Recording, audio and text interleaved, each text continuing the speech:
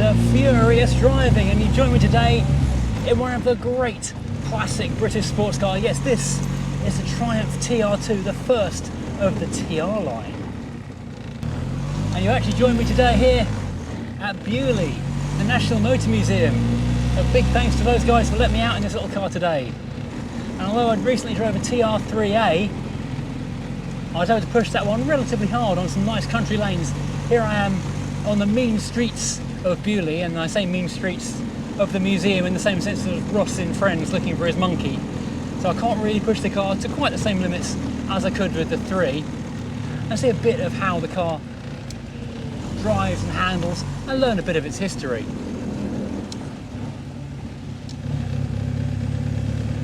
And the TR2 started out in the early 1950s after a failed attempt by Standard to purchase the Morgan Company because they wanted a small sports car. In the 1930s, Britain had been overrun with small sports car manufacturers and even big sports car manufacturers. Check out this book from the 1940s that lists all of the manufacturers that the writer could find in 1947. The index is 4 pages long, just of the brands, not the models. So, during the Second World War, American servicemen came over to Britain and they got to drive these small, light, nimble sports cars, and they liked it and they wanted to go home and drive it some more. So, a huge export market emerged from British manufacturers sending small sports cars over to America, which is of course why Standard wanted to buy Morgan and get in on that act and some of that lovely export or die money. They wanted something that could rival things like the MGs and the Jaguars that really were taking the world over, taking the world by storm, especially the US market. And in the export or die days, the American market was all important. So they really wanted a slice of that. So, having failed to buy Morgan, they set about building their own prototype of a small sports car.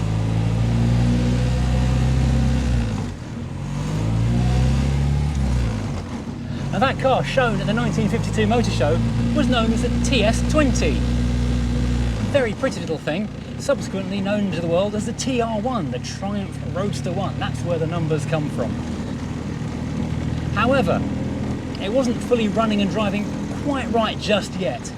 It was using an old Standard chassis, and it wasn't exactly the finest handling machine. In fact, they gave it to development engineer Ken Richardson from BRM. But the exact words about the car were, "It's a bloody death trap." So, a year later in 1953, when the car was actually launched, it was very different under the skin. Now with a ladder chassis, a longer body, and an uprated engine giving it some serious performance, this thing would crack 100 miles an hour. There's a bus coming, I need to give way to the bus.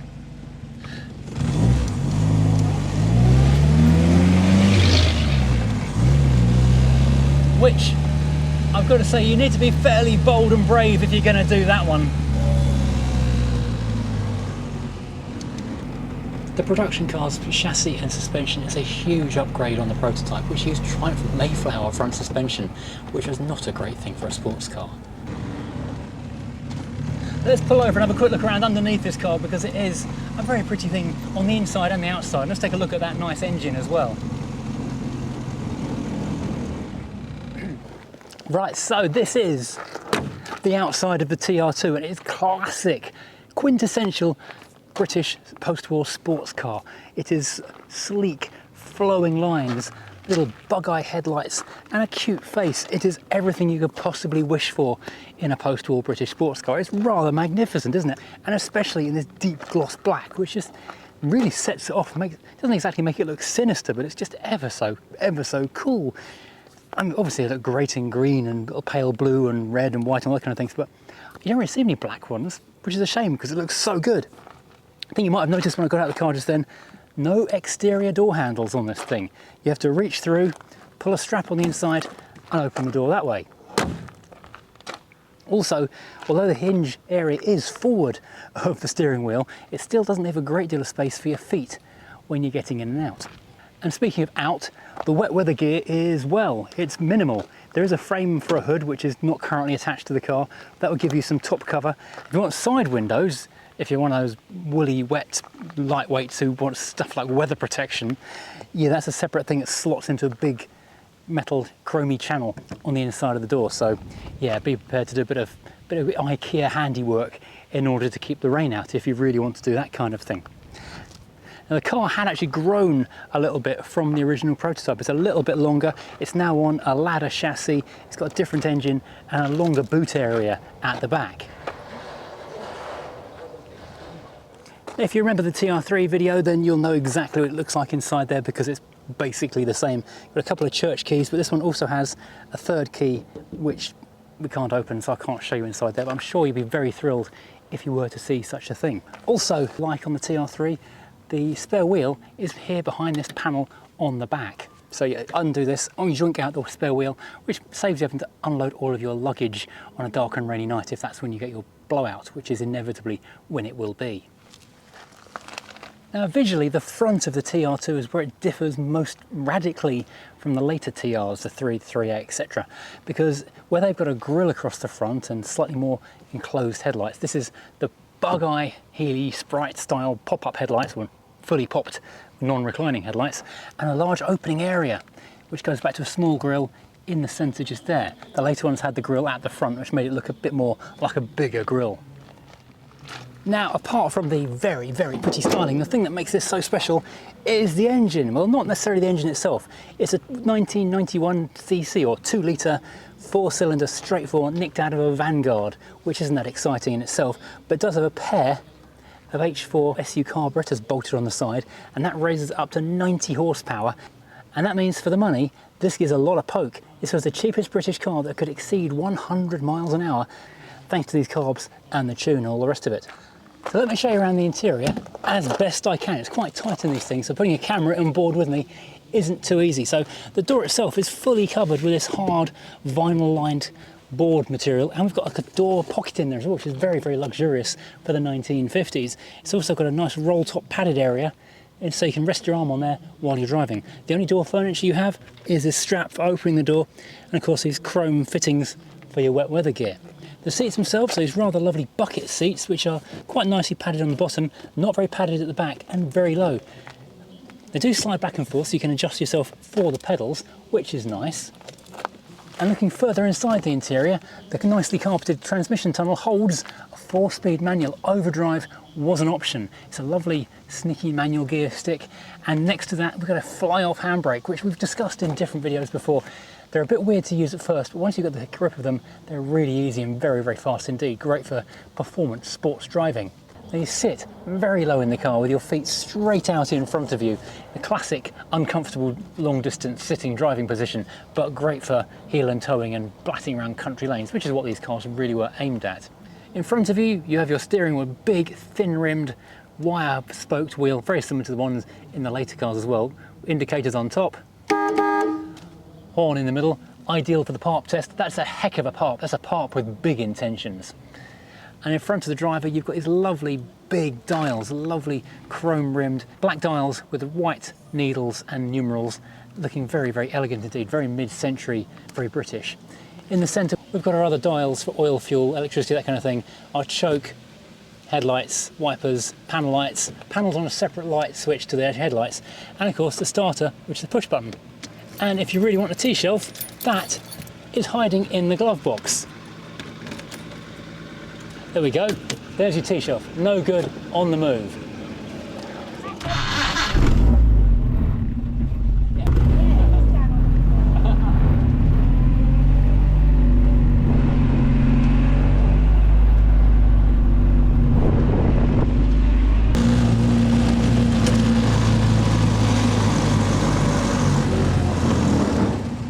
Now the TR2 was in production from 1953 until 1955, when it was replaced rather obviously by the TR3, which makes sense if you can count the world. The TR2 was only built for 3 years before being replaced by the very heavily updated TR3 in 1955, after 8,636 were built over its 3 years.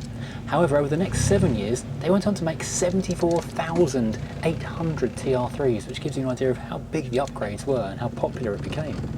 And it was a pretty decent drive by the standards of the day. It got an independent coil suspension at the front, a live rear axle with leaf springs, and Lockheed drum brakes all round, so it will actually stop quite well. And the turning circle isn't bad either, to be honest. I mean, if this wasn't a museum car on museum property with museum staff watching me, you could light those tyres up and spin that around quite happily. The ride is quite bouncy thanks to the hard ride and short suspension travel. You kind of want a seatbelt, not so much for the case of an accident, but just to keep you in the car on a bouncy country lane. But the brakes are sharp and the engine response is instant, and the steering, although a little bit vague, is good enough to keep you pointing the right direction on the country lane and have a bit of fun with the thing. The steering is actually pretty sharp. It's quite heavy, there's no power assistance obviously, and it's a 4-speed manual gearbox which is lovely and snappy from one gear to the next. And it was available with an optional overdrive. In 1954, Motor Magazine tested one of these things with the optional overdrive, and including taxes and that overdrive, it came in at £900. And their performance figures for the thing were 107.3 miles an hour, which took some balls, and a 0 to 60 of 12 seconds. That was impressive for this little motor. Now, as I say, I can't really give it the full beans driving around the mean streets of the museum, but it does feel like a nice little car, a really sorted vehicle that you could have a lot of fun with. This is a very low mileage example.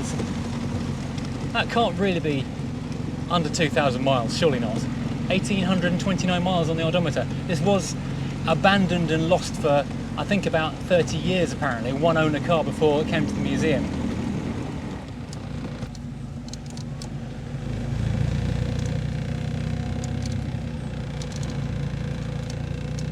Steering actually isn't too heavy if you're on the move.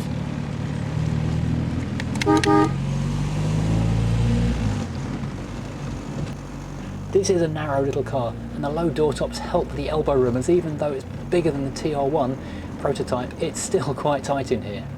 So this is British sports car motoring for the masses in the early 1950s. So the ride is obviously pretty bouncy, on fairly hard springs. No seatbelts seem to be clinging on. I've read in the comments of the previous TR video that someone fitted seatbelts in theirs back in the day just to stay in the car. But the gearbox is wonderful to use. The pedals are a little bit heavy, but they're right at the end of your legs, as far out as you can stick them. And the steering wheel is right in your chest as well, so you need all of your upper body strength to wrestle it around slower, tight corners. But for all of that, it's an experience. You're 100% involved in driving this car all the time. It's fabulous. It's so much fun. You're just being part of the car. You can see why these things really did get so popular all around the world. The ride is quite bouncy thanks to the hard ride and short suspension travel. You kind of want a seatbelt, not so much for the case of an accident, but just to keep you in the car on a bouncy country lane. But the brakes are sharp and the engine response is instant, and the steering, although a little bit vague, is good enough to keep you pointing the right direction on the country lane and have a bit of fun with the thing. Let me know what you think of this car in the comments, and do you think it stacks up to rivals from people like MG and of course the small Jaguars? So thank you for watching. If you've enjoyed this, please, as always, like and subscribe, and join me again next time driving something completely different.